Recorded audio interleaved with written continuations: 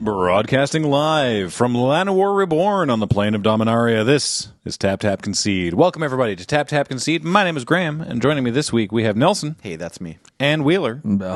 And today we have something kind of exciting planned. So much so that I'm going to explain it after I remind you that this show is brought to you by CardKingdom.com. Check out CardKingdom.com/LRR. We're going to be talking about a lot of cards today, so if you want to get any of them, go to CardKingdom.com/LRR. They're a great place to buy your cards or sell your cards to. And we continue to work with them because we think that they're a good place to do that. Tell them, use the LRR on it. Tell them we sent you. Ask for a button. They'll give you a little button that says a funny thing. Thank you, Card Kingdom. Want to remind you also about Dragon Shield. Use the code LRRMTG5 if you're going to buy anything from Dragon Shield, like their new very cool Landfall sleeves. Best sleeves in the business. This will get you a 5% discount if you buy anything on their store.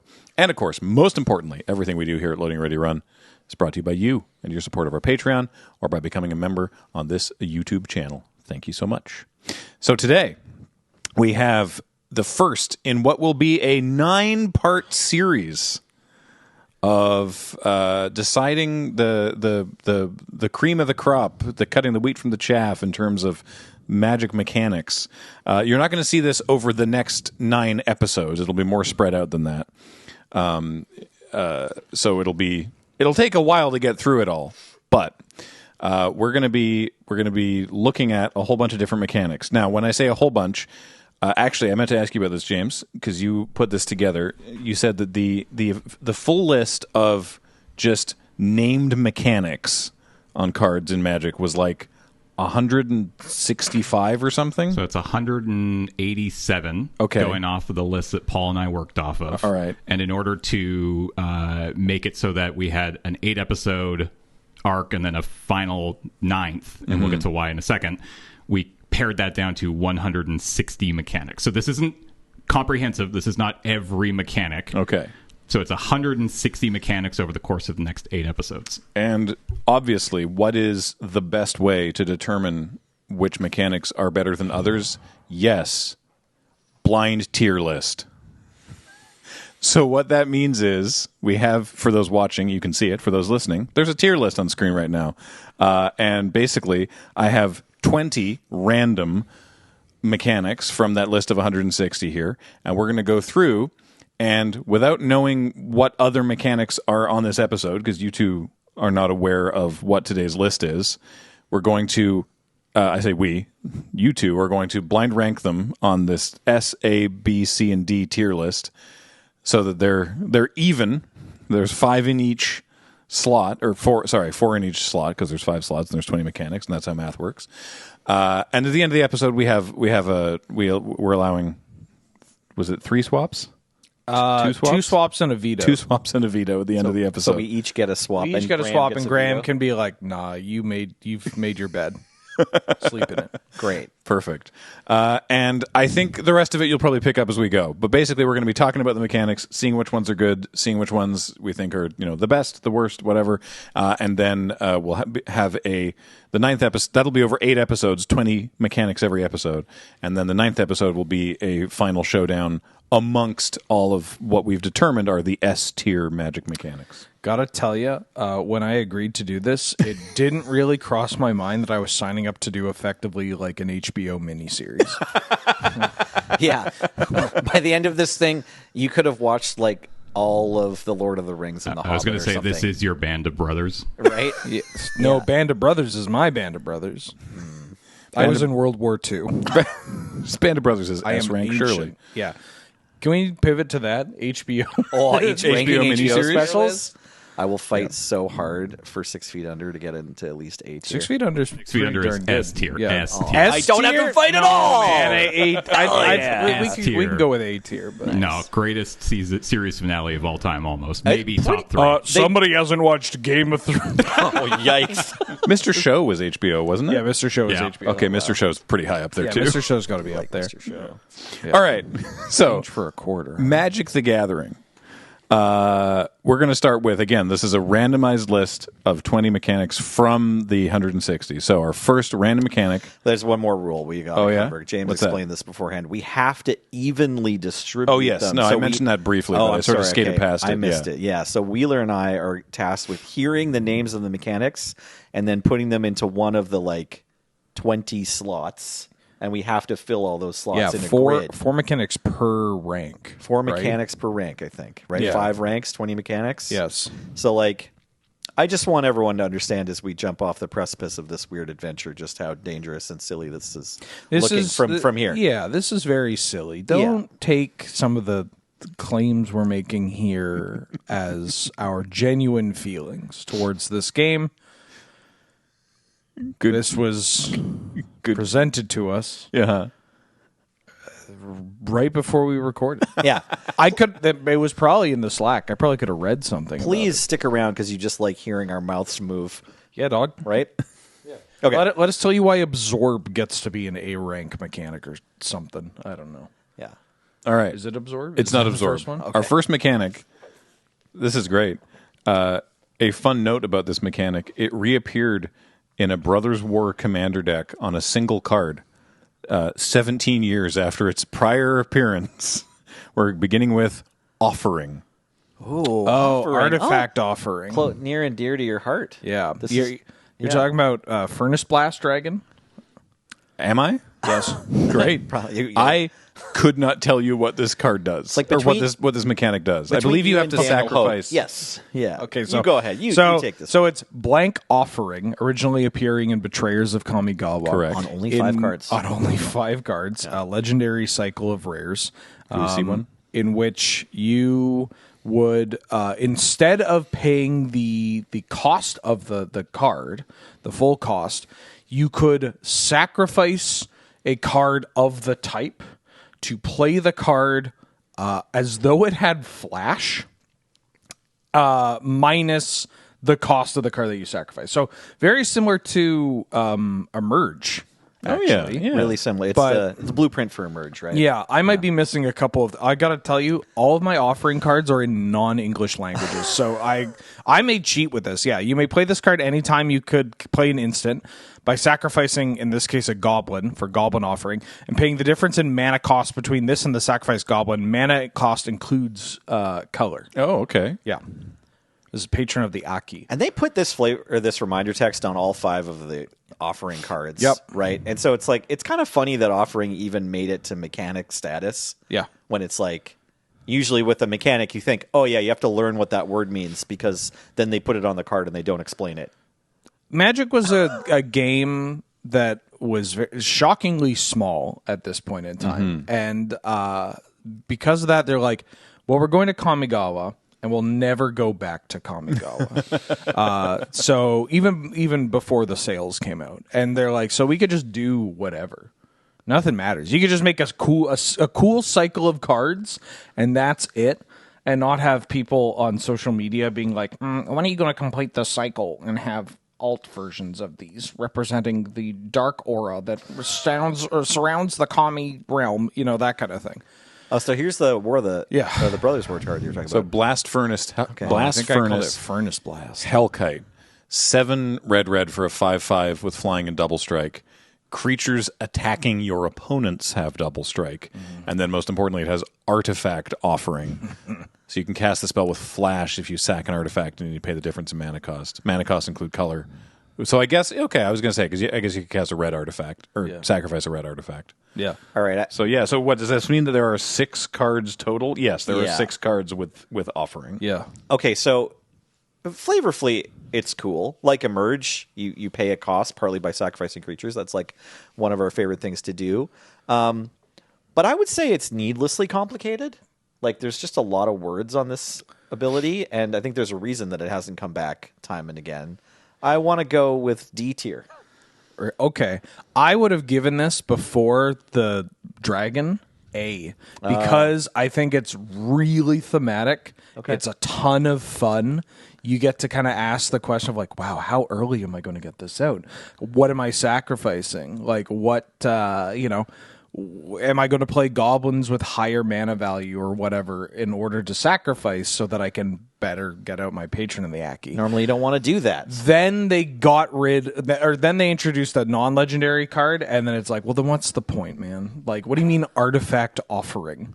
Like, Right. I get that it's there because, one, designers love to be like, ooh, what if we brought back this mechanic and changed it? Oh, and it's a gotcha card. Ooh, I love Commander. But like, why is this offering instead of just like writing out Sure. similar-ish text? Or like how different is it if you make it like A merge a from merge, Artifact, right? yeah. Or whatever.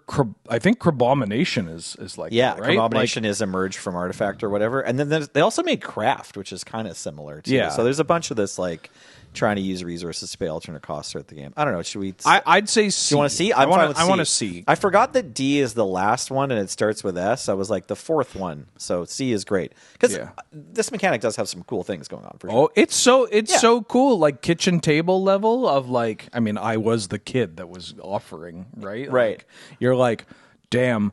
I take my snake and I turn my snake into a big snake, and it's the spirit snake. You know, that's dope. Well, yeah, I can't deal enough damage to your attacking creatures. That doesn't help me here. So I'm going to make the ultimate sacrifice and get rid of my Ben to make my Patron of the Yaki cost 4 less. Yeah. And then I untap and attack with my goblins. Yeah. Yeah. I'm going to sacrifice my terrible fox for a fine limited card.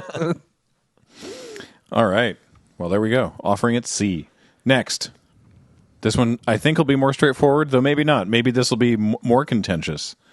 We're going for a simple one. Simple. Reach. Oh, I mean, S? Are we allowed to just slam we Reach just into slam S S? immediately? We're done. is it not? Reach is Reach so is S tier. great. Well, like, I think going into this, all I really had prepared was like, flying is the best ability. Yeah. Like, they just keep putting flying on cards. People understand flying. It's really powerful. Yes. Flying.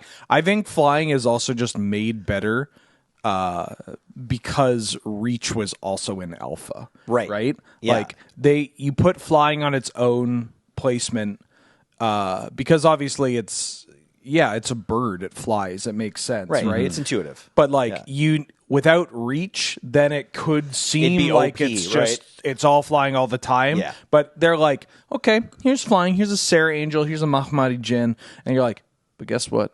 At common, look at how big this spider is, right? this spider's blocking this phantom beast or whatever, phantom monster or whatever. Slap a regeneration Yeah. on this puppy, you can fit so many blocks in. Yeah, nice Mesa Pegasus, idiot. My web.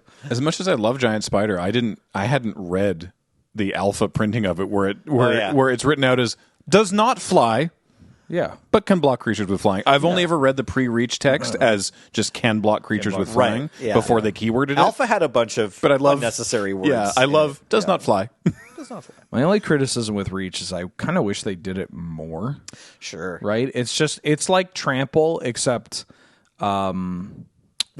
it's in a different sense. Like with Trample, you're like, hey, this card's huge. Why doesn't it have Trample? Right? And Reach, you're like, this thing has a bow and arrow. Or this thing is like literally called like Tallman swats birds. And you're like, and it doesn't have reach. Yeah. But Reach gums up the board sometimes. Like it's important that flying exists to actually end games of Magic. Yeah. Favorite But like commander, Tallman Swats birds. Yeah. Yeah. Flavor Flea, you're like, this thing is standing higher than some other birds. yeah, dog, the art depicts it above the birds. Yeah. Like Its head is why literally in the clouds. Yeah, how come Crosand Cloud Scraper doesn't have reach? Exactly. I love that apparently this is according to the MTG Wiki, once again, reminder hosted by Scryfall, that Mark Rosewater this is in the early days, convinced R&D that they needed to keyword more abilities. And the rules manager at the time convinced them that reach is one that they should keyword because it would dramatically reduce the required reminder text for flying. Yeah. Yeah, it does a lot of heavy lifting. It would make the flying reminder shorter to keyword reach. Right. Yeah. That's very funny. We love Reach. Yeah, S tier, baby. Yeah. All right, reach is going up in S tier. You'll notice, by the way, that we have the icons when available, but there isn't a standardized arena icon for offering Yet. I don't know why. Yeah, not yet anyway, but maybe someday soon. Ian, let's get on that. Let's get offering to arena. Yeah. All right. Next up, a little bit more recent. A little more recent. Not as recent as maybe I want it to be, just because of the passage of time. But we're looking at Afterlife. Ooh. So this became a mechanic in Ravnica Allegiance. This was the Orzhov Syndicate mechanic from Ravnica Allegiance. Afterlife N. When this creature dies, you get N/1/1 black and white flying spirit tokens. What if you had a haunt card, but people understood what it did? Like Flavorfully, you're like, and it has a ghost. And they're like, oh, so like a 1/1 spirit appears or something? You're like, no, it follows around another creature and waits until that creature dies, and then something happens. That's what ghosts do, right? Yeah, sure, why not? Anyways, Afterlife is sweet. Can we see, I don't know, Imperious Oligarch or something? One of the... They put it on a Modern Horizons card that I drafted recently. Oh, yeah. Yeah, Imperious Indebted Oligarch. Spirit's pretty good. Yeah. Indebted Spirit's like actually a pretty strong card. This one was fine too. Like the Oligarch was a decent pickup in draft. You kind of had to be like really aggressive, but that's okay. Orzhov was pretty good in that. Yeah, Orzhov was pretty environment, good. I feel like it's an A or a B. I'd put it at B. I have some issues with it. Mostly, I wish that Afterlife maybe was treated a little differently, closer to something like a Mass. Right? Like, I think Afterlife would be a lot cooler if it wasn't just a white and black spirit.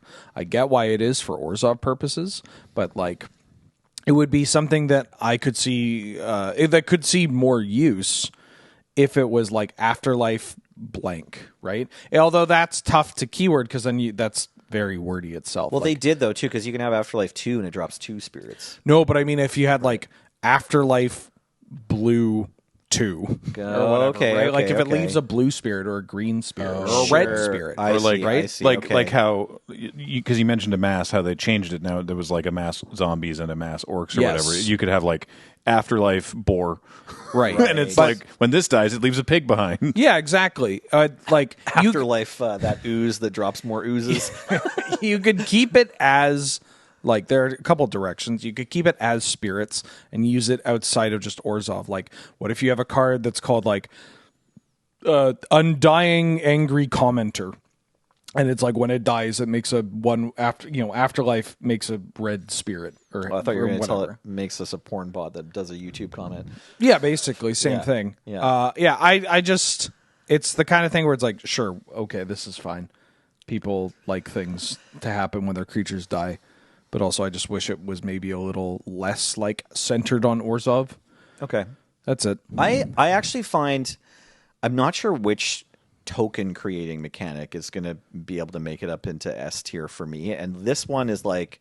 It's pretty clean, so I want to give it credit. The thing about having that flexibility of, like, maybe it makes one type of token, maybe it makes another type of token, is that it's then harder to, like, pull off in the paper game. The packs need to try to include more stuff. They've got, like, a certain art budget or whatever. Or if you have a lot of tokens that the set makes, then inherently they're rare. I'm looking at you, Amonkhet and Bloomborough, right? Yeah. Like, finding those Core Station Mage babies is hard. There's definitely complexity Yeah. issues that can pop up if you expand what Afterlife does. It's Right. just also kind of clean to use, like, when this dies. Afterlife being like when this dies, create blank. Yeah. Because that just appears all over the place.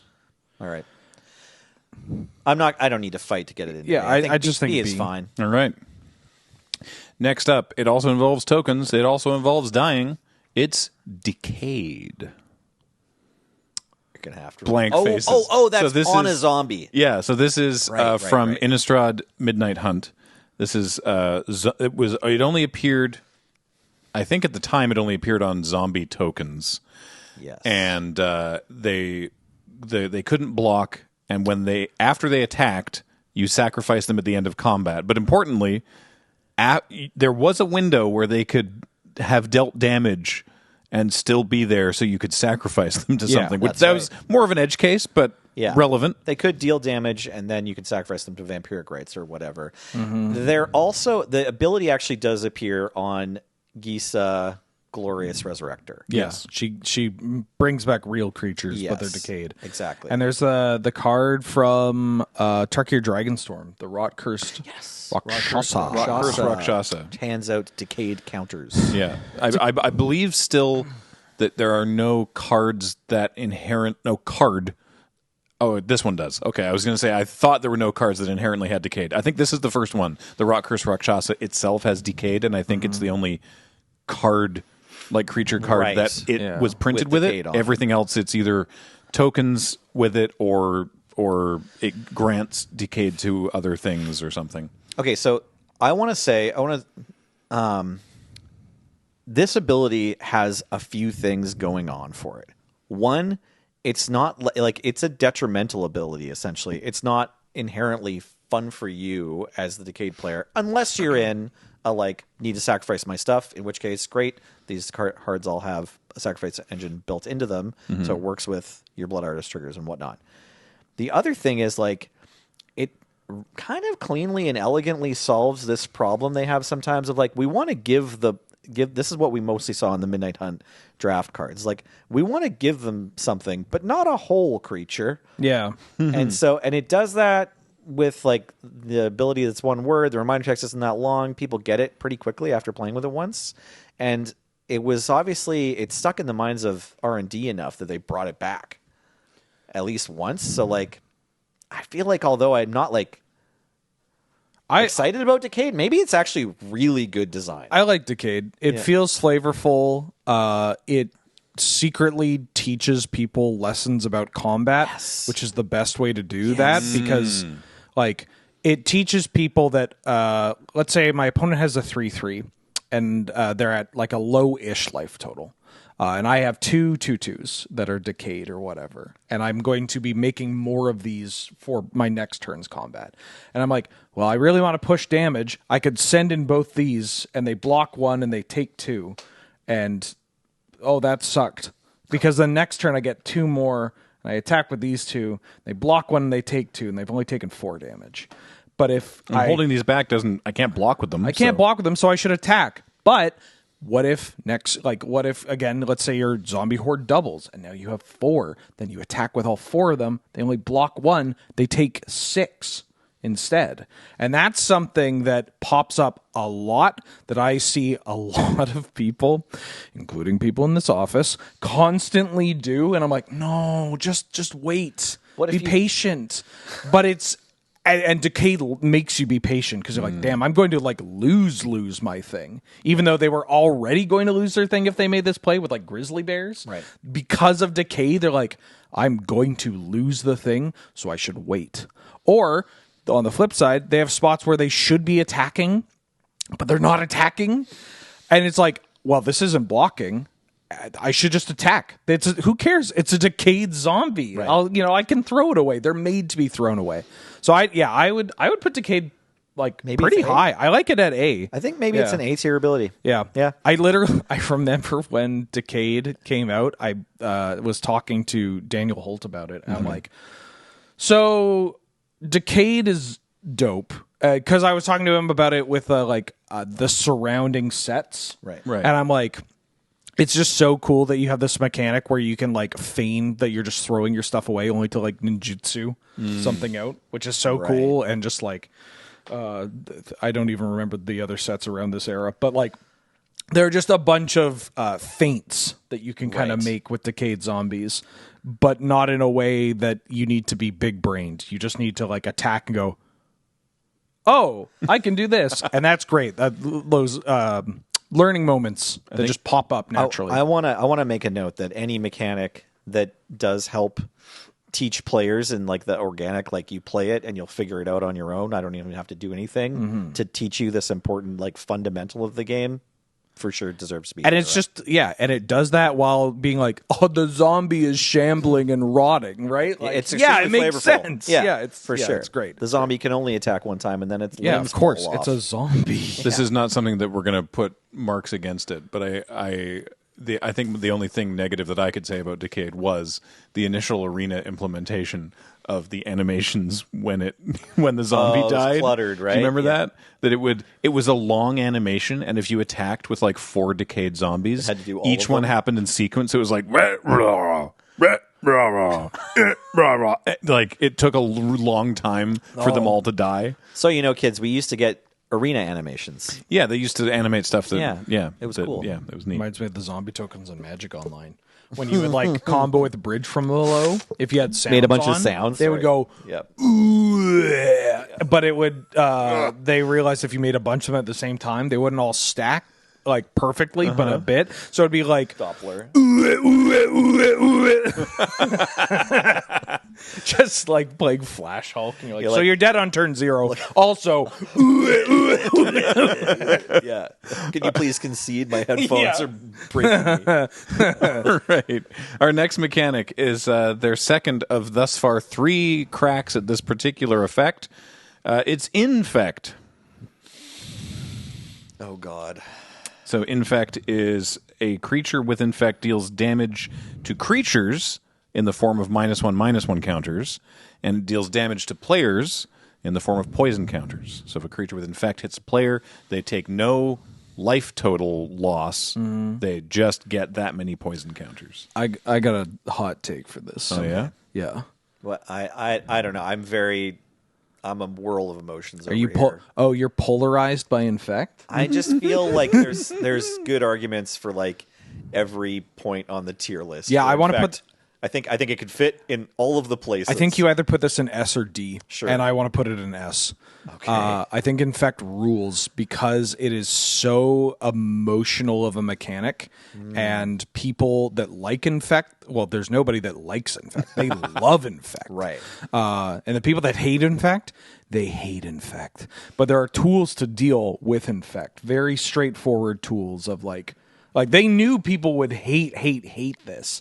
And so you have your Maliras. I mean, you have your leeches and whatever, right? Like, this is the most thematic version of this, right? Yeah, this is kind of the high watermark for poison counters. Right? Yeah. They were like, let's actually do it with this one. And like, it's so cool because how good was Infect? I'm doing a false swipe gaming quote here. How good was Infect actually? Right? Like, think about it. When has Infect ever been like dominant or even like top tier? People saying modern with Blazing Shoal, that's not Infect. That's Blazing Shoal, Ponder, and Preordain, and Gataxian I, Pro. I gonna want to say. put that one as an outline. yeah, that doesn't count. There was a modern deck with like Glistener Elf and stuff, but it wasn't like Good. yeah. Groundswell Might of Volcrosa was like a real legacy deck for like, and it has been a real modern deck for like various seasons. Yeah. But it's never been. Oh, dominant. you mean that Force of Will Days deck with Brainstorm? Yes. That discovered that you could play a Delver variant that got around some of the other anyways. In fact, that deck was good. Infect and Legacy was good. Yeah, it'll but pop like up and be good from time to time. it, Right. you know, it's not. But when you listen to people that don't like Infect, Oh, yeah. and they are like, you would assume that it's like Nadu, right? Sure. Right. You're Right. yeah, from the fervor in their voices about taking poison counters, Even- you would assume that this is some sort of Goblin Charbelcher problem. Yeah. you know? Even in Commander, people like hate Infect, and you're like, how often do you play? And you're like, well, not really. It's like, okay. And like, how popular is it? You look at EDH There's Rack one and guy. whatever. Yeah. Not really. Well, because you hate to be the only Infect player at the table. You're basically playing arch enemy. Yeah. Without the like benefits. Yeah, and your cards suck. Yeah. Like it's I tried this is years ago. I tried building an Infect commander deck once, and I was like, oh, this is miserable. Yeah, you can plan to be like, I'm gonna kill one person. Yeah. Right. And that's an interesting design challenge for Commander that I don't hate. I also like the flavor of like these creatures are so messed up and awful that they don't do damage normal. Yeah. That they hurt. They put counters on players. They put counters on creatures. They make the creatures like weaker and bad. one of my favorite tropes in gaming is an enemy that doesn't attack where you're like, I didn't take any damage, but some other effect has happened, like reducing your max health. Yeah. Right. Or Sort of like psychic. yeah, it something just like that, yeah. you are taking damage in a way, but it's not just like health point go down because it just sets in a panic. Yeah. Right? There's a Souls character or whatever, or Souls fight where was like thinking of- your max health legit like just it starts to shrink. Yep. And you're like, oh my god, even if your health was already below what it's shrinking, like that feels more claustrophobic. Right. And that is so cool because it's just, again, it elicits an emotional response. Yeah. Okay. So, we didn't have any preamble about how we're going to do this, but obviously there's going to be various factors that push us to try to make our ranking decisions. And so I respect just like, this is a boogeyman or whatever, or this is like everybody feels a certain way about it. So yeah, maybe S. Let's do it. Yeah, it's everybody has an opinion about effect. Not to mention, it is not as one note as a lot of people make it out to be. Like it's not all just giant growths, right? There's proliferate, there's trickling down, there's indirect infect, like pauper infect literally storms you out with like poison, like. The corrupt something where you like draw a card, give them a poison counter, and you proliferate them out. You don't like, even plan to It's attack. just so cool. That deck is like still, or maybe just rotated as standard, and was like low key. Like when I'm playing, like I'll play arena just like pauper basically. Like I'm not going to spend any wild cards. I am going to finish my dailies. And for a while there, like just the blue black standard, just like try to get a poison counter on you and then proliferate every turn. That deck was just really solid. That deck was good. Yeah. that's toxic. Well, I they have played thoughts some of those about cards toxic. Too. They Yes. played proliferate too. It plays the proliferate Yeah. stuff. Yeah. All right. Well, help me cast this next ability. It's assist. Oh boy. So this is Battle Bond. Okay, now to get out in front of this, similarly to how I will tell everybody who will listen that they should be playing as all the Baldur's Gate drafts they ever could. Play Baldur's Gate drafts. Like Battle Bond was an incredible format. Yeah. And unfortunately, it's hard to judge the mechanic without trying to imagine outside of Battle Bond Limited because not a lot of people even played Battle Bond Limited, so they're like thinking about these cards for Commander. But assist was cool. So assist, it was clever. It didn't come up that often even still. Like you still in a lot of Battle Bond games you just played your own stuff. Yeah. Assist was that another player on your team, because Battle Bond was two-headed giant games, can pay up to the total of the generic mana costs for a spell.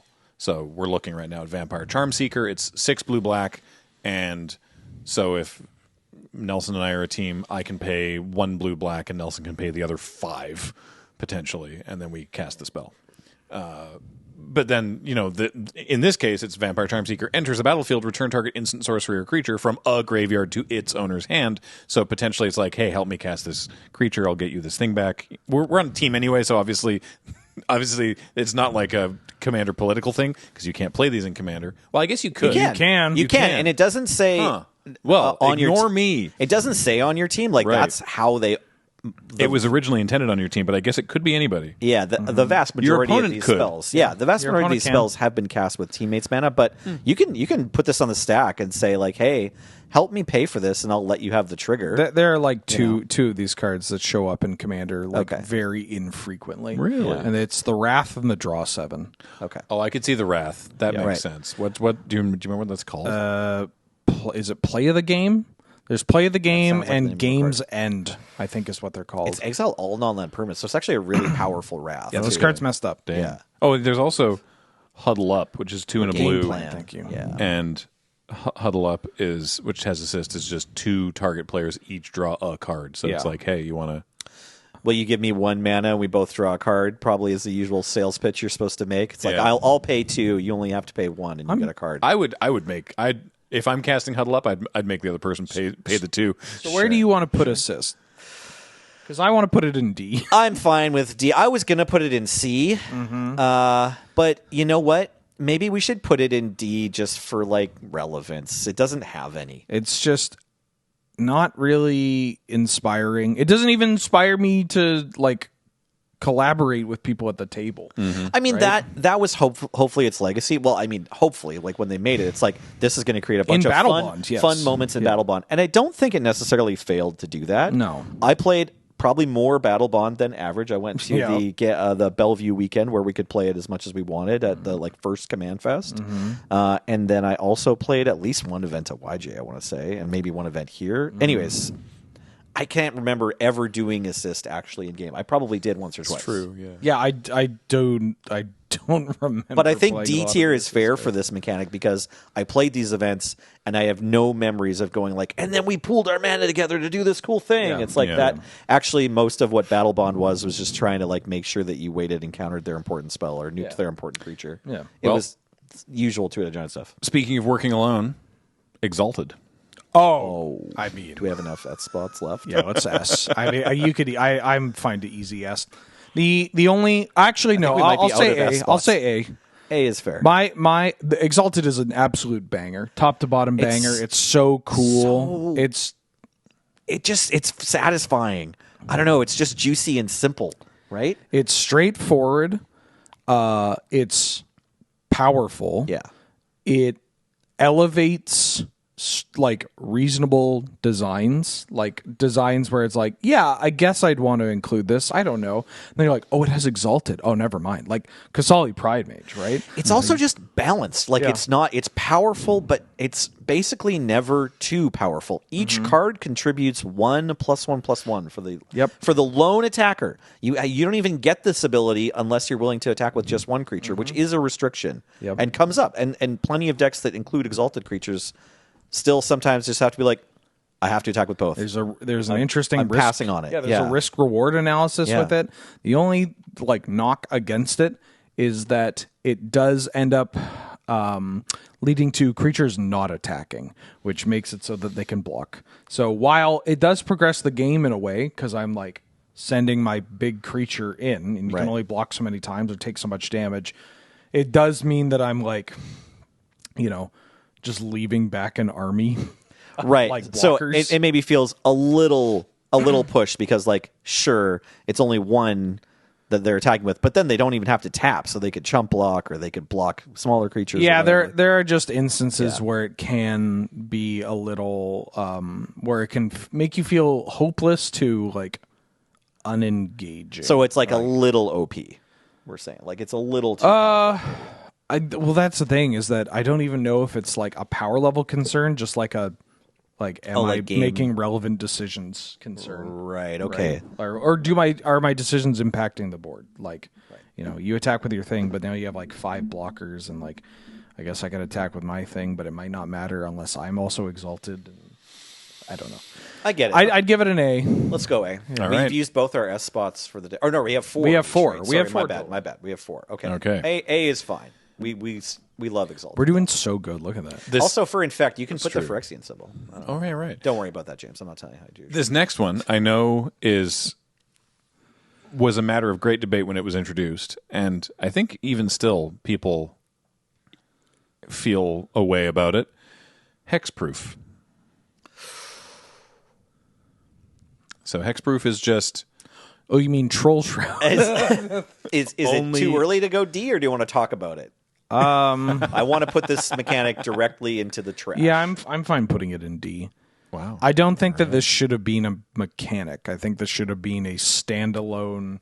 You print it on a couple of cards, like putting it on Troll Aesthetic or Thrun. Thrun feels perfect, right? It's a legendary. It's even mythic called rare, Troll. and he's a troll. He's he's the last one. How do you feel about all alone? the slippery bogle and the glade cover scout? Oh, rancid dog! Why are you putting this on a 1-drop? Why are you doing this to my? Why did you put this on an unblockable creature? I came here to try to make land drops and then have a huge stack battle at the end of my opponent's turn. Yep, great. I do like it on stuff like Carnage Tyrant too, for what it's worth. Okay, Like putting it on like a legendary solitary card, or this is a big donkey. You can blow it up. You could, and it's weird to say 6 toughness is not a 1,000,000 toughness. No. Like you could trade with this in combat. That happens. The idea of like you can play a big creature that's like, hey, you're not just gonna like kill this for free or like 1-for-1 for less mana. Generally, you can pay 4 to Wrath or something. Yeah. Like, you're not just gonna like daze this. You're not just lightning bolting this creature. I think normally it's big, and so the protection on that creature Right. makes sense. I get it. Normally I'd put this in C, but for the sake of the show, I'd put it in D. Like, I'm fine to put it in D. All right. It has its use, but more as just like you do it like a couple of times, not whatever they did. Okay. So next, then, we're going on a rampage. It's Rampage. Oh, hell yeah, dog. I love D. So We could explain what the mechanic does. or Yeah, we let's just put do it in that. D and move on. Nah, All we right, don't. all right. I mean, fine. Wheeler and I All know right, what all this right. does, but we're both putting it in D. Go on. So Rampage N, as we can see on the screen here, Craw Giant has Rampage 2. Rampage N means whenever this creature becomes blocked, it gets +N until end of turn for each creature blocking it beyond the first. Yep. So if you have a Craw Giant at 6/4 and one creature blocks it, nothing happens. Hell yeah. If two creatures block it, then it becomes an 8/6. Hell yeah. To be fair, If a third creature blocks it, it get. Oh no, sorry, not 8/6. Oh yeah, right. Rampage 2 is because it's +2/+2. Rampage 1 would be +1/+1. Yeah. that's where the N scales. it did like pave the way, like it walked so that Bushido could run, and Bushido is a cool ability. I'm going to put Bushido above D Yeah, I'd put Bushido when we above get D. to Bushido. So that's It's just a little mechanic silver that lining. Yeah. just doesn't do anything half the time, or a majority of the time. You All right. have already spent too much time learning what Rampage My, does. and Listening to my this opponent podcast. is attacking with a Craw Giant. How do I deal with this? Well, I could play a kill spell in which Rampage does nothing. I could not block, in which Rampage does nothing. I could block with one creature, in which Rampage does nothing. These are the three most common cases of dealing with a creature that is, presenting a threat. I block with two things. Sometimes Rampage does nothing. Like, sometimes you're just like, yeah, I'm going to lose a thing. Maybe you take one more trample damage in exactly Craw Giant's case.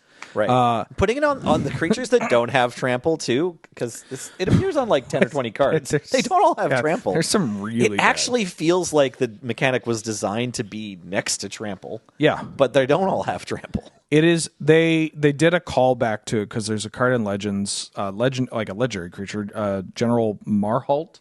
Right. And they did a callback in the Dominaria Legends. Is it Retold. Marholt Else Dragon or something? Yeah, exactly. Right, yeah. And that card is cool. Like Rampage is another, like, you didn't need to make it.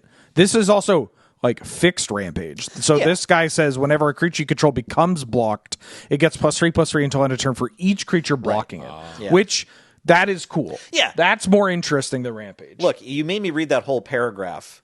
So I want for that knowledge to serve me in some way. And this does that. It's like, yeah, if they block, you get bigger. Yeah. The only nod that I could give that is slightly positive for Rampage is that they didn't know better. I mean, Sure. this that was 1994. Yeah, I from according to the wiki, I haven't looked at the attribution for this, but Wizards agrees that this was a failed mechanic. The bandings and partner or rampages and whatnot of the 90s are going to get put in the bottom of these tiers on right, purpose. so we're throwing and no that one's down on mad D? about it. D, please. All right.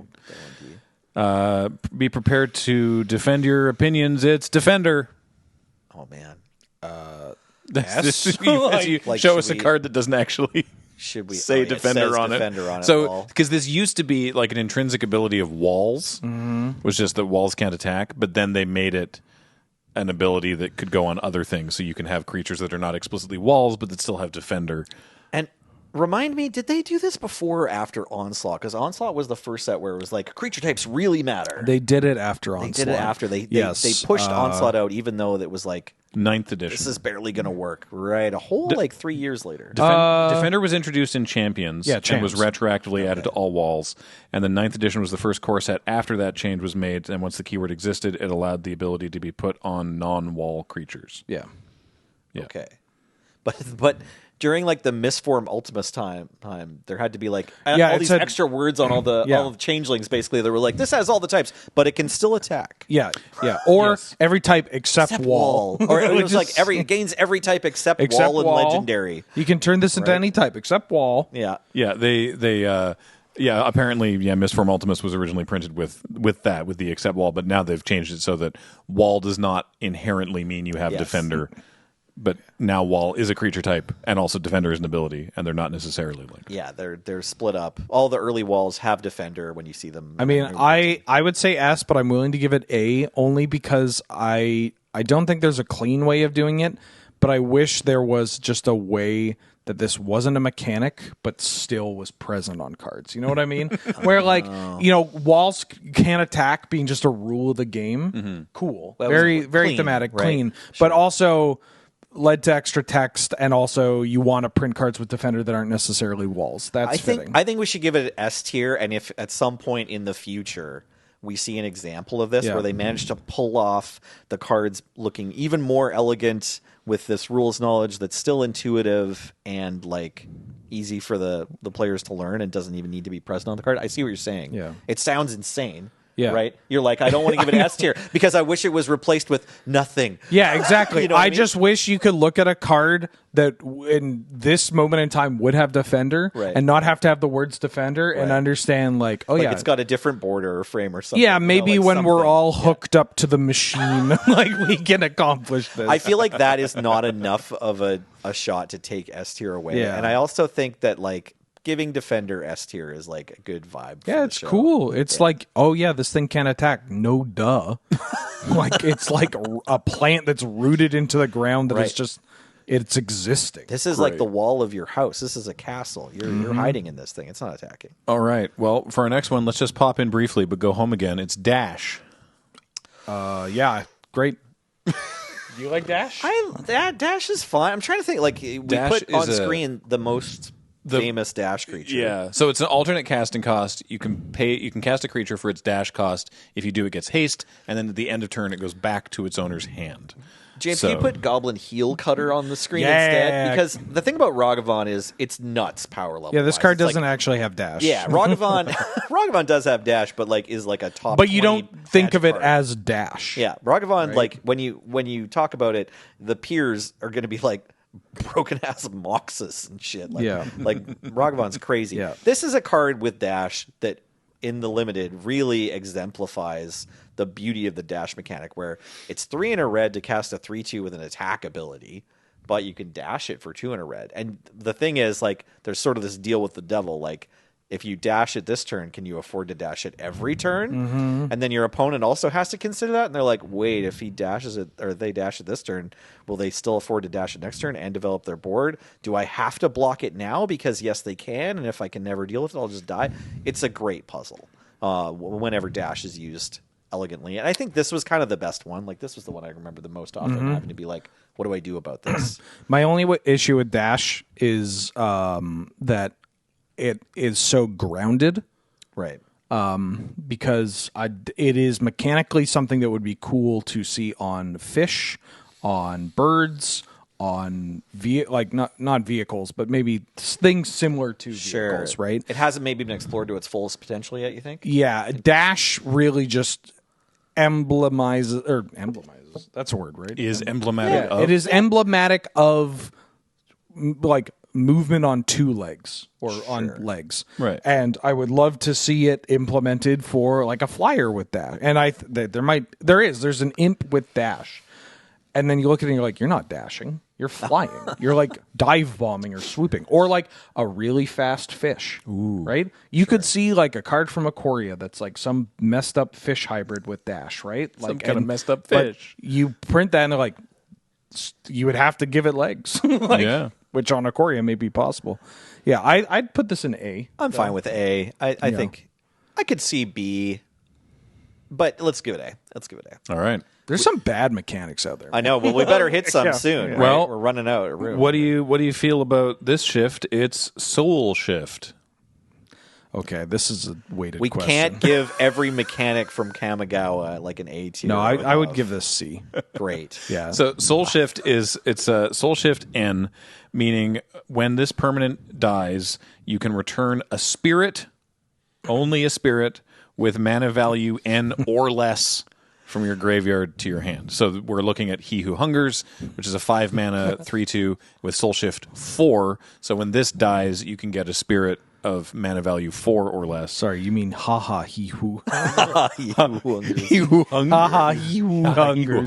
Hunger. So yeah, there was. I know that if you did it right, you could work out like a Soul Shift sort of train, basically. Chain. We said That you would you would get like you get back your four mana spirit that had Soul Shift 3, and then it would die, and you get back to 3 mana spirit that had Soul Shift 2, and you'd sort of work your way down. There was a 1-drop they printed eventually in Saviors that's like a human that, who Promised Kanushi. Promised Kanushi's. It's a 1-mana creature, but it has Soul Shift 7, so then James, you can start at the top of the train. Can we pull up the art of Promised Kanushi real quick?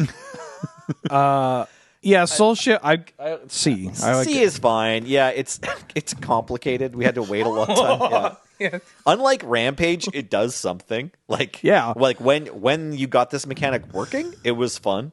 Yeah, the problem is it's really powerful. Yeah, yeah, it doesn't always do anything, but then when it works, it's like, oh, this is just free raised deads on my card that already does. Yeah, something let me ask you this: how many Gravediggers do they print in Modern Magic sets? 1 every year. And do those? How many of those Gravediggers exile themselves or can only return specific things? Half. Soul Shift is a slog. Yeah. It's powerful. It's fun, and it's like challenging to play. Like it's skill testing, but in a way that also just means that you're only playing Soul Shift cards. Yeah, right? when you succeed at it, it's less fun for your opponent, and there's not a ton of playing around it. Yeah. So you're going C for Soul Shift? Yeah. It's very thematic. I kind of this is another one where I wish it wasn't exclusively spirits. Right.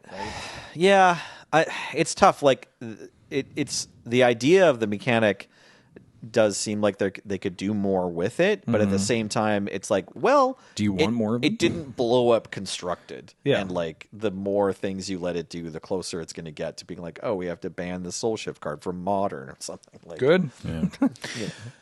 All right. Well, next is the first of 3 times where we've had a mechanic where an equipment comes with its own token or own creature. It's living weapon. Okay, the original. Yeah. I'm going to probably want to rank this one the highest of the 3. Yes. Because they kind of were just like, we want to bring living weapon back with the other ones. We're going to make the token different for. What are the other 2? I know four. I know 4 Mirrodin. For Mirrodin makes a 2/2. Yeah. And then there was just recently Job Select. Job Select. Right, from Final Fantasy. Job Makes a Select. 1/1.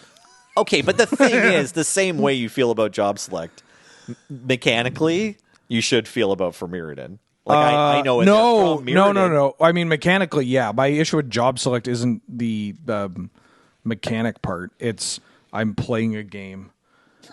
It's the end of the week. For our audio-only listeners, Wheeler was making a kind of a jerk-off motion when talking about Job Select. I just think that's important to convey. Yeah. Friday night. We need to jerk off into the mic, Wheeler. I'm off my terrible job. Yeah. I'm broke. It's 2025. The president is trying to kill me. Yeah. But I get to play Magic the Gathering, and I get to escape. Mm-hmm. My opponent casts Rent is Due. And then I have to select a job. And my opponent is also unemployed. Like, it's, you know what I mean? Like, Job Select is just... Good thing I've got this Bagel and Schmear to play. I get that it's, like, tied into Final Fantasy or whatever, but, like... that's not what people want to think about, man. This is, like, the whole... That was the whole crux of, like, why Morning Tide and, like, the job, like, theme... stunk in the professions or whatever, the creature type. Nobody wants to think about their job. They want to think about elves, right? And like goblins and dragons. I only want to care about other races. I don't want to care about other professions. Yeah. Too much work. You're not defined by your job. The thing is, you're also not defined by your race. Just getting out ahead. But Magic cards are. The job select cards all make a hero. Yeah. Anyways. Living Weapon makes a 0/0 germ who presumably is very confused. So like B. Yeah, I was going to say B. Great. Yeah, we can go into why, but it's a B. It's a cool mechanic. It's a little too good. Honestly, the thing I want to whatever we put Living Weapon as, I also want to put Equip about the same. Like the whole equipment type.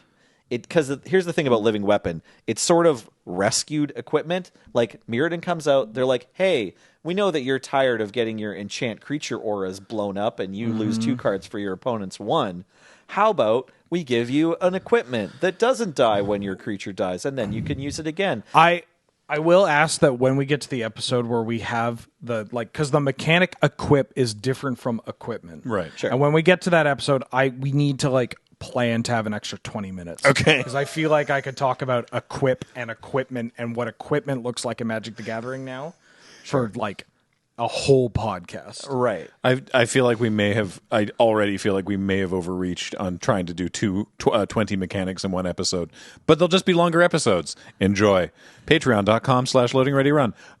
Sorry, you were saying. Just that, like, yeah, so they did that in Mirrodin. Yeah. And then equipment struggles along to be relevant at the way that they wanted to across limited and constructed for years. And then Living Weapon comes out and it's like, okay, there's a whole bump up now of like what you can do with these cards. You no longer have to find a creature to put on them. You no longer have to like draw them when you don't have a creature. You immediately want to spend all the mana to put it on and not have a blank card, right? Like they're still relevant at various more stages of the game. And so putting that ability onto equipments elevates the equipment by quite a lot. Which is good. But then it has a cost. It has right? a cost, and now and the arms race has begun. Exactly. Quite literally. Yes. So it puts all the other equipments in a different light, and it's like, in hindsight, feels like, you know, like there was an evolution, right, of like auras to equipments to Living Weapon. Living Weapon is the Walking Dead secret layer. Right. Where it's like, it comes out, and you're like, oh no. They're going to do more of this. It's like, and eventually they're going to ramp it up. Yeah. Right. Yeah. All right. Yeah. So and then eventually the stuff that doesn't come with the body has to compete, so they have to change the entirety of what the card type. We got to move on. It's cool, but it does actually lack some elegance from a very top high level perspective. Yeah. All right. We'll return to this later when we talk about equipment or equip, presumably, Northland? eventually. I assume that's on the list. North 100 boys have feelings about equipment. No, I love it. This is Yeah. great. Yeah. Our next mechanic, I think, will be a little less contentious amongst your opinions and probably also viewer opinions. It's cumulative upkeep. Oh, I love playing Rent is Due, selecting my job, and paying off my credit card, baby. Gee, what a dog shit mechanic. Why is it that in the beginning of the game, you're like, you know what these nerds aren't doing enough of? Paying their rent. Cumulative upkeep is there's a card, usually or there's a permanent card, and you have to pay an amount. What amount, Graham? In your upkeep, you put an age counter on the card. It's wild they went with that for the counter. Yeah. And then you pay whatever cost the card tells you to per the number of age counters on it. So every turn, it gets bigger. Little kid hearing this for the first time. Oh, so it's not paying rent; it's the unending progression of time. Yep. Making me think about my mortality. What a stupid mechanic. They did kind of fix it in Cold Snap. Like the Owl Keeper and the Grunt are not bad. Glacial Chasm is the one that we're looking at, which has a cumulative upkeep of paying 2 life. So that means you play the Glacial Chasm. It does its thing. On your next turn, you pay 2 life. On the turn after that, you pay 4 life. On the turn after that, you pay 6 life. You've now paid 12 life to have a Glacial Chasm. Yeah, they did find out ways of making it a little more enjoyable by making it not cumulative upkeep. Yeah, like they can fix it in Cold Snap, so it doesn't really feel like cumulative upkeep anymore. It feels like this other cool mechanic. like Echo is also the fixed version of this, and Echo is also not Really fun. bad. I also want to put Echo in D tier, Yeah, probably. yeah. There's cards with cumulative upkeep, like the one we just saw, the Chasm. It's like secretly doesn't have cumulative. Yeah, it doesn't have upkeep. cumulative because the game's over. It just says in your upkeep, sacrifice this. Yeah. Like you never pay the cumulative upkeep in every deck that plays Glacial Chasm, and it's an important card. It's if you go to the upkeep, and that's only if your opponent needs a draw step to realize they don't have an out. Yeah, sure. Yeah, exactly. So that's going in D. That's a hard. Yeah, D. we'll put it in D. Terrific. We love All it right. in D. Now I'm going to give you a knowing wink because our next ability is Conspire. I don't remember what this does. So lol. Conspire is from Shadowmoor. I'll just read the reminder text. As you play this spell, you may tap. Bear with me. As you play the spell, you may tap 2 untapped creatures you control that share a color with this spell. when you do, you can copy the spell and may choose a new target. You can only do this once. Remember when Wart the Raid Mother was like everyone's favorite commander? Yeah. I may have to make another masturbation maneuver, Okay. but only because one of the most popular Conspire cards was Giant Baiting. Giant baiting. This is this. I think this We is have a room C. in D. No, C is I fine. put this C in is C. actually fine for this. Yeah. Because it like once you get your head around, once you finish reading that paragraph of what this ability does, and it is a lot of words. It's like that's fun. It's actually cool. It's a cool mechanic to like maybe show on put in a commander product when it works. It's certainly not busted. Yeah. It's some of them saw tier 2 to 3 play. like Giant Baiting saw some play. Was Giant Baiting also randomly in that Modern Warriors deck? Am I remembering that right? Did they do that? No, I think that's some kind of psychosis that has taken over you from doing this show. At the same time that I was learning about that Shadowmoor Warriors deck, I was like looking through every card in Shadowmoor, like what other warriors are there? A note on the wiki: by 2010, it was considered a design failure, and one of these signs is that one of the signs the mechanic was amiss is that most players don't even remember what it did. Yeah. Though it was still printed on 2 cards in 2023. Oh, like reprints or new cards? New cards with Conspire in 2023. Here's a hard mode test for you. I have no idea. You don't know what these cards were either? No shot. What set? Help us out. Okay, one of them's from Doctor Who.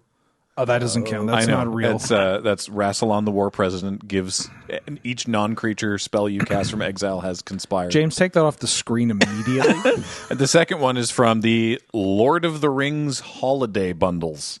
Oh. And it's Rally the Galadrim. Create a token that's a copy of target creature you control with Conspire. See, this one's actually cool. This is where Conspire is like, sure, there are 50 terrible ones, but occasionally there's a good one. You know? Yeah. No, that card looks fun. I've never seen that before. It's like episodes of Doctor Who. All right, where are you going with C? C. It's a C Great. mechanic.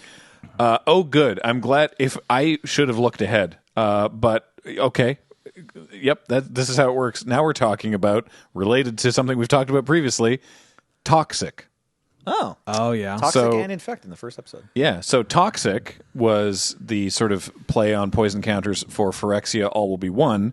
And what Toxic says is that it deals damage. When the creature deals damage, it deals the damage, and then also deals poison counters equal to the Toxic number. So we're looking at Skrelv.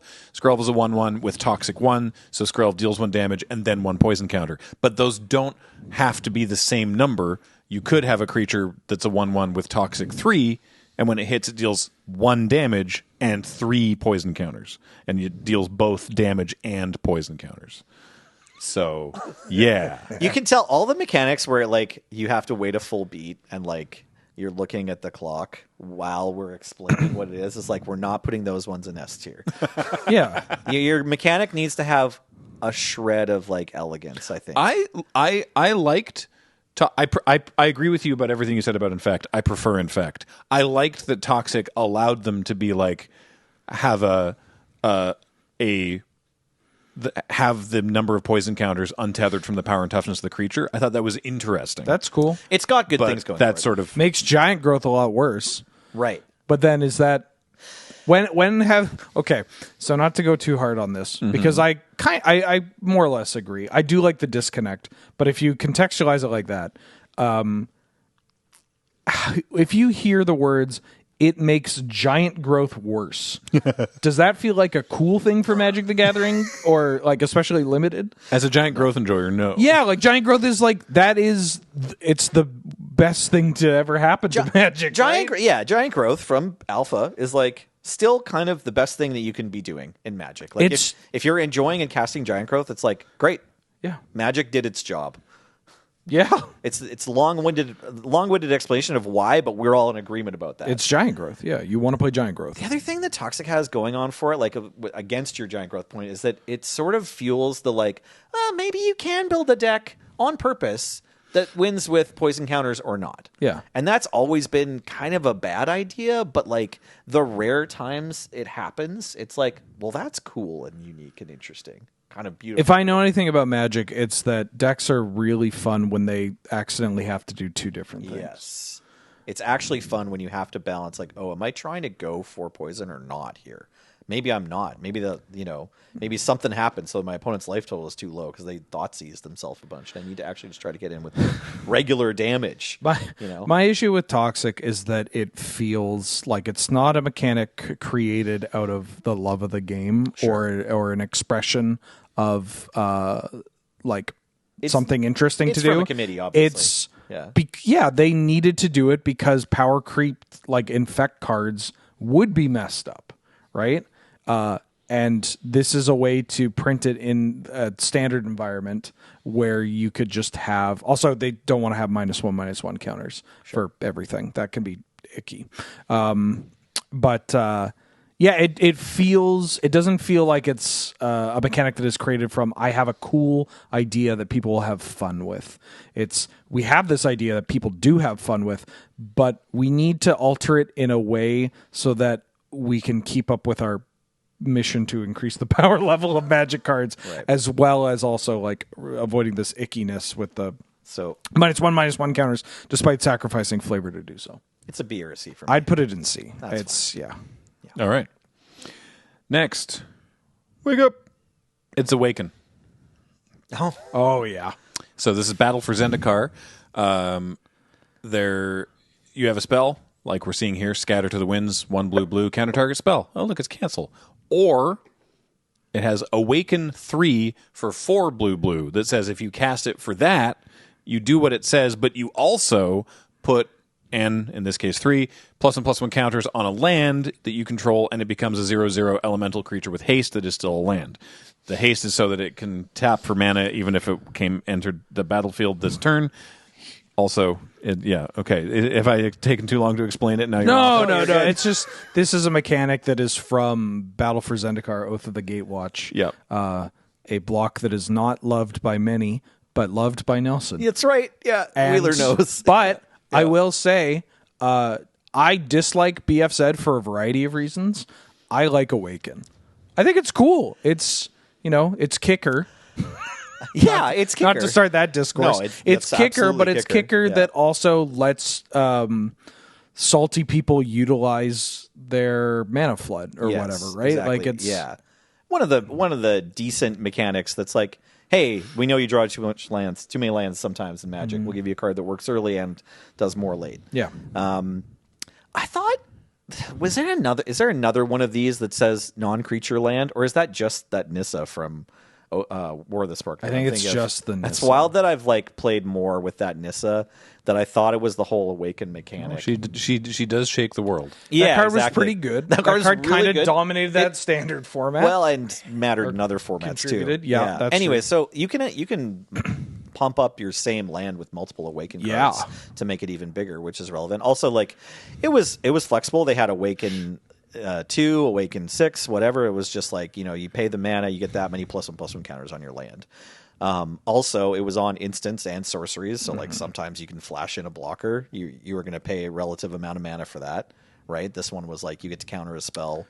Yeah. And you get to make a creature. There's a gotcha element to it, but it's funny because it's a gotcha element that shows up still consistently. In fact, we've seen more instances that say hey, this land's actually a 4/4 dinosaur, or hey, this artifact is now a 4/3 or whatever. That's the kind of boo cards that they like to use at common in limited, and this plays out like that, but with a little more risk, because obviously the awakened creature is a bit smaller than just 2 mana make a 4/4. You have to spend some additional mana, but that's okay. That's still an option you have. Right? Honestly, Awaken's not that complicated.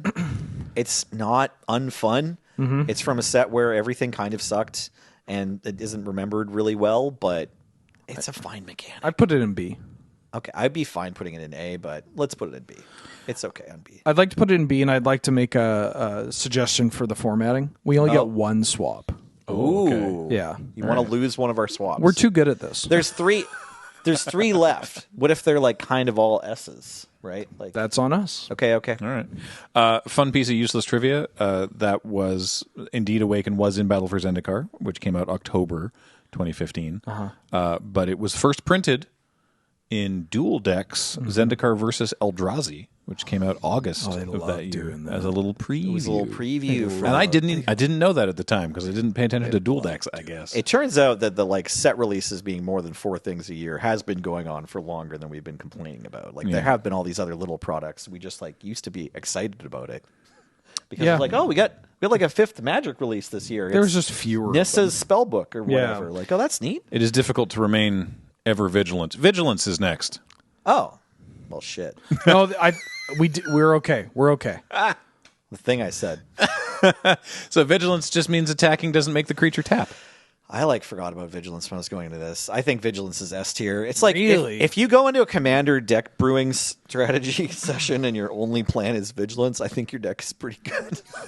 Yeah, If you roll up, you're like, my creatures don't tap to attack. I like Vigilance. I think it is I'm on high alert. very powerful. Yeah. And to the point where I don't know, it's funny. It's very powerful at a middle to low range, but not powerful higher up. I totally agree. So a lot of the Magic I like playing, Vigilance is busted. Yeah. Right? I like playing the really high level Magic too, obviously, but in lower powered Magic scenarios, there's usually a lot more creativity happening during the game. Yeah. This Vigilance to me is the most A of mechanics ever. Okay. Where I don't want to put it at S because it just sometimes it just doesn't matter at all. Do you think with 3 mechanics left, we're going to get a banger that's more S than Vigilance, though? That's a big trust. It's a big ask. But we have a swap, so it's fine. Yeah, we're going to get... I think we're going to get one that is damn, this hits. Okay, all right. I'm fine with putting... I'm fine with putting Vigilance at A. Let's put it at A because... If we have to use our swap on Vigilance, I can't think of a more deserving mechanic. Perfect. Perfect. Yeah, we do get a swap. Yeah. Hell yeah, love that. All right. Our penultimate mechanic for this episode. It's funny because it is, again, and these are randomized, but again, it is one that you mentioned earlier about ooh, can't wait to talk about that later. It's Bushido. Oh, nice. Yeah. So Bushido N means that when this blocks or becomes blocked, well, actually blocks was the more relevant part, whatever. When it blocks or becomes blocked, it gets +N until end of turn. We're looking at Kondo, Lord of Iganjo, with Bushido 5, so whenever he blocks or becomes blocked, he gets +5/+5 until end of turn.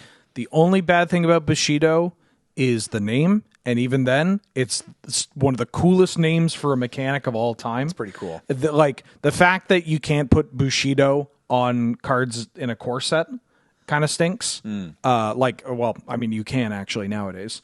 Because core sets pull from all the places in the game. Whatever, yeah. But, Bushido is the kind of mechanic... We've seen it with ninjutsu. Ninjutsu is, so popular, so powerful. Right. And they're how do we just keep making this mechanic, but for worlds outside of Kamigawa and with ninjas? Yeah. And they've done it, right? They've tried to do it. Apparently they considered a sort of reskinned... the same mechanic they considered it as a knight mechanic for Throne of Eldraine called Chivalry. Okay. That was going to do functionally exactly the same. I gotta tell you, Bushido. As clumsy as it is, I would love Bushido got the outlaw treatment or whatever there's just 6 different names for it depending on whatever thematic element is required. Because it's so cool. It is relevant. It's what if Rampage was good? And also it just plays well. You get to design some interesting cards. Konda's a great example. This card costs 7 mana. It's a 3/3 indestructible vigilance. I mean, this card's annoying as hell. Right. But also you just don't block this guy. Yeah. Except when you do. And then if you do, you have to just chump block him. And he never... guy is a hat on a hat for sure. But even if you removed indestructible and made it I don't know, hexproof or whatever, right? We don't like hexproof, but it's still pretty strong. And it really captures this I have to take 3. Unless you're okay, everybody in the pool. So apparently play design considers that Bushido discourages combat. It can because players are bad at Magic the Gathering, and they look at this and they're well, I'm only hitting them for 3, but if I block, it's 8, and 8's a bigger number than 3. And you're It's like, my fault. No, Well, the thing. Okay, no. Conda's a bit of an outlier, right? Yeah. Like Conda does show up. I don't know if still in Commander, but did show up in Commander regularly when it was first out. That's because there were no good white commanders. Yeah, I mean, or no good samurai It was a commanders. relevant one, yeah. Yeah. But on all the other cards, like the cheaper cards that have Bushido, I get it. It's like if my creature has Bushido and your creature has Bushido, like they're always better. They're bigger blockers, so you don't want to necessarily tap them. Like Vigilance on the Bushido card is actually really relevant, and I can't think of another one that has Vigilance, but there might be one. But anyways, there's a bunch that don't have Vigilance. So now you have to choose to spend less damage on your opponent than you would have as a blocker, and so that conundrum is actually a Nelson, difficult. how could you place to- forget Konda's Hatamoto when you have a legendary samurai in play? I don't Exactly. understand. Right, the conditional vigilance. Your devoted retainer only attacks for 1, but it blocks a grizzly bear's. Wow, look at this guy's frump. Yeah, this is a sick pull, by the way. That was a damn. crazy memory. I That's- Hatamoto. How did I forget I this guy? love Kamigo. Yeah, like it's true. He loves devoted Kamigo. retainer is better on blocks than attacks. Right. And like you do have to print if you're printing lower rarity cards with Bushido, they're probably not doing anything too fancy, which then means you're going to get a lot of grizzly bears with Bushido or like 1/1s with Bushido or whatever. And it can be a little gummy at times, but I think that there is a way to deal with that with just the supporting cards. And like, I don't think that's an issue with Bushido. I think it's an issue with supporting pieces and also just like, you know, you can't you do have to acknowledge that your average Magic player is terrible at the game, and that's the beauty of Magic the Gathering is that it's fun while you're dog shit. Yeah. And so you have to accommodate that with your designs as well, right? You have to assume that people are going to play this improperly. And that means that maybe you have to change some of the supporting pieces. But Bushido does a lot of work. Like, it's just a cool... It's kind of similar to Exalted in a way. A right? bit, yeah. So where are we putting it then? Well, I think we still have to just put it in B. Yeah, it's a B. It's Yeah, B. we've For only sure. got 2 spots left, Yeah. and I don't think it's S. Yeah. But look how far it came from Rampage. Yeah. They really cleaned it up, and we might have put it in A if that was still an Yeah. option. If I vigilanced to S, Bushido could be A. yeah, Because now we're going to get handed the most steaming pile of crap. right.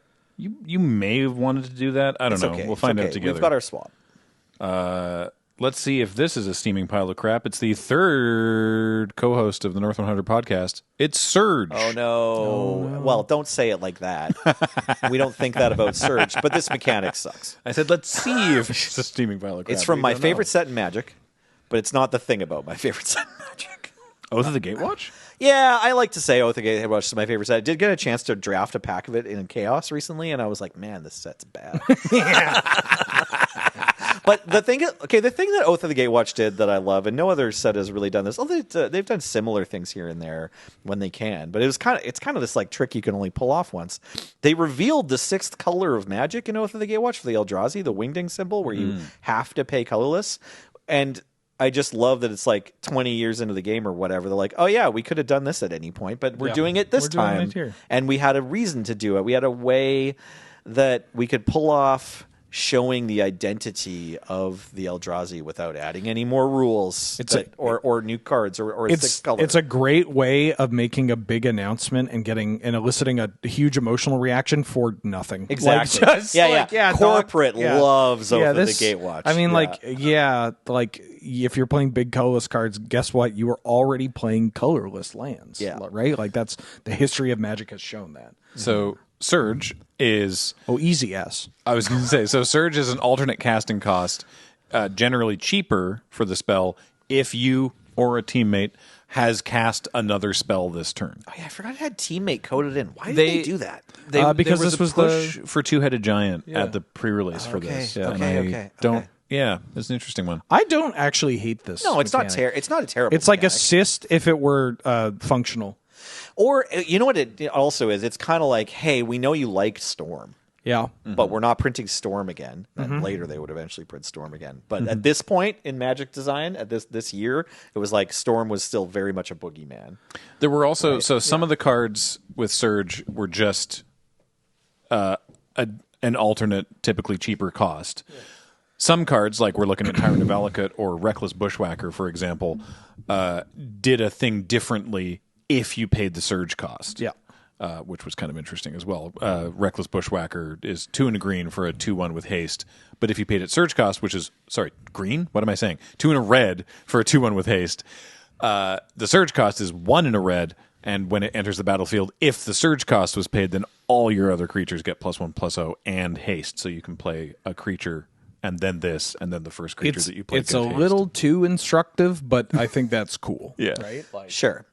I forgot that the one we saw is probably the most played surge card. There, Bushwhacker. I don't know if there's any that come any close. Crush of Tentacles saw some play. Oh, that's type true. 2. I played Crush Tentacles. Clash the Titans saw Pro Tour top 8 play. Oh, it was in that red green deck. Yeah, I didn't it was know in that. the goggles deck. I like Surge. Like I think, and not the co-host, just so we're clear.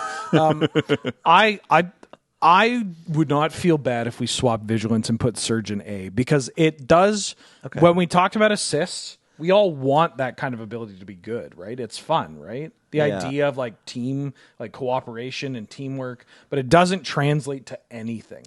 Surge does have, like, in the formats where you have a team and you're like, realistically, assist is going to be something that could happen. Right. Surge actually does happen, right? Like, Yeah. 2-headed giant. People, they may cast a cantrip or a Hedron crawler or whatever, and you're like, dope, now I get to play my dragon. And it's kind of like assist, except you're not taking your turn off to help. You also get to take game actions. What do you think about in the 1v1 games? The dilemma of drawing a surge spell and not immediately being able to cast it for surge, which is always what you want to do. It always rewards you for casting surge, right? It's always just card does one thing, or like kicker, if you can surge, card does more thing, and it's probably cheaper. It's better if you surge. I think surge actually plays pretty well for Commander, because Commander is such a fiddly format, and a format where most players start the game with like 9 2-mana rocks in their deck that don't do anything, but all of a sudden that talisman that you have can like actually just be free, right? You cast a talisman, you get the discount on a surge, you tap it immediately, and you get to do a thing like it. Or cantrips, cheap removal, like it just, I find that it plays well with just how games of Commander go. So looking at the tiers you put together, I don't even think you necessarily had to try that hard to spread them out evenly, but you did, so great job.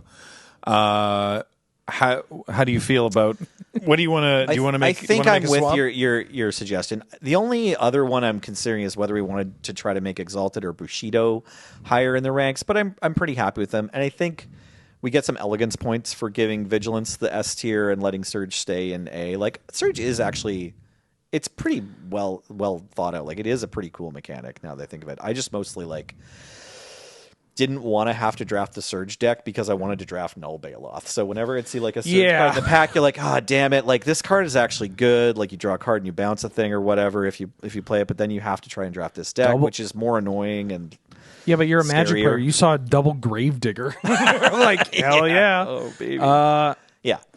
Yeah. I mean, I'm the only fear about this swap I have is that we're just like going to be correctly labeled like unapologetic olds, as we just took like all of the abilities from Alpha, made it into S tier, and then we put Infect in there as this like nod to like, dog, have you looked through Alpha? It rules. It's like constantly people are like, oh, but what about all the circle protections and the glyphs or the card Lance? Exactly. It's but Lance is cool.